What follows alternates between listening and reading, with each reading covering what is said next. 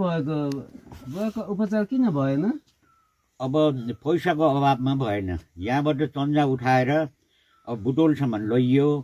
अब उहाँबाट चाहिँ 48 घन्टा इमर्जेन्सीमा राखेर भरतपुर लानुहोस् भन्नु हाम्रो पैसाको अभावले केही लान सकिएन र घर फर्काइयो। अनि यहाँ चाहिँ क्यान्सरको लक्षण देखाएको?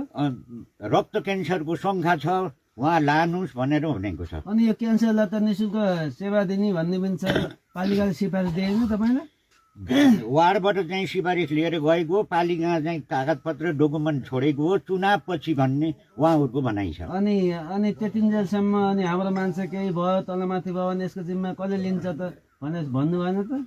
यसको जवाबदेही भएन, आएन कोही। कसलाई भेट्नु भएको थियो पालिकामा?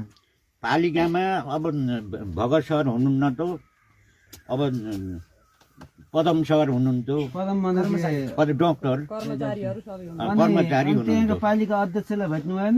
पालिका अध्यक्षलाई पटक पटक जाँदा नभेटेर कहिले कता गएको हुनाले अनि फोन गर्नु भएन? फोन गरेर पनि चुनावपछि भन्ने कुरो भयो।